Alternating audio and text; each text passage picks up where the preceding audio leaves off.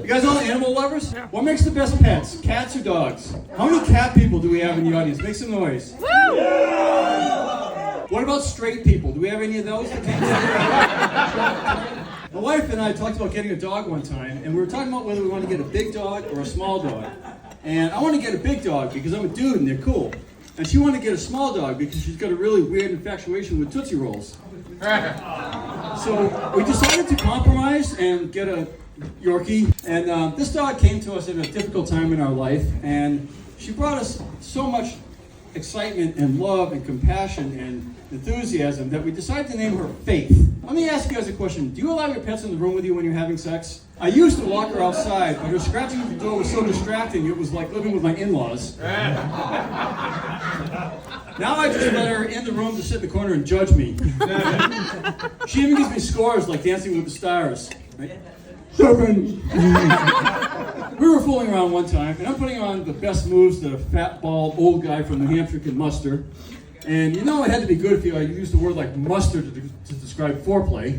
And all of a sudden I felt this startling sensation. And I said to my wife, "You didn't put something soft, warm, and moist on the tip of your finger and touch my butthole with it, did you?" She said, "No. Why would you ask me that?" I said, "Oh, well, I don't know how to tell you this, but I think the dog licked my butt. Maybe she thought I was choking and I needed the, what do you call it?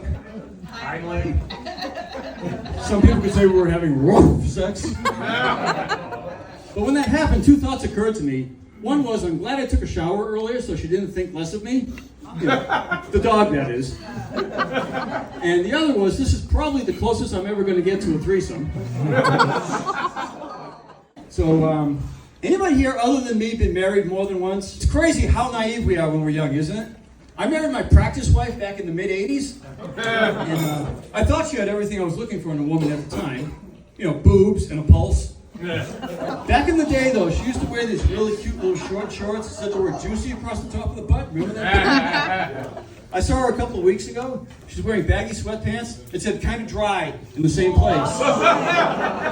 Now, I'm not trying to imply that she didn't take good, proper care of herself. After all, it was the 80s, if you catch my drift. But her gynecologist used to wear a safari hat whenever she went to an appointment. It even had a net. His exam tools had orange handles that said, "Made by Husqvarna." He was a cool old English guy, though. Dr. Harry Fingerstinks. Probably enough jokes about my ex-wife's dehydrated vagina mullet.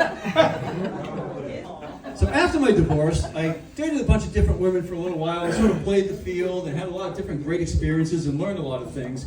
And because of that, I can honestly tell you that when it comes to making love to a woman, like, I know how to please myself. Recently took out a really, really, really big life insurance policy, just in case anything should ever happen to her. I mean, let's say she cooks, she cleans, she works, she's funny, she stays in shape.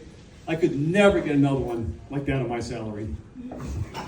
So, lastly, I'm going to wrap up with this. We recently went to a financial planner. They basically try to help you figure out a way to make your savings and your 401k and your Social Security and all this stuff last the rest of your life. And in order to do that, they start at the end and work their way backwards. So they asked my wife, "How old do you think you're going to live until?"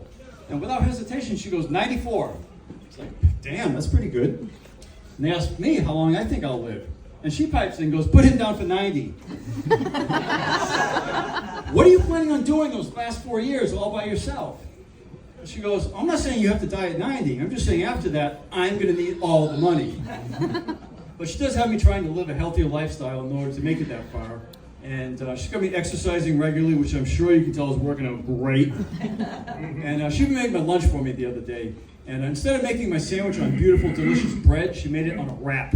Apparently it's got like more protein and less carbohydrates. And she filled it full of meat and vegetables and folded the ends over and carefully rolled it up and put it in my lunch. And I didn't eat it though. And it's not that I'm homophobic or anything, but I'm not eating a sandwich that looks like an uncircumcised penis.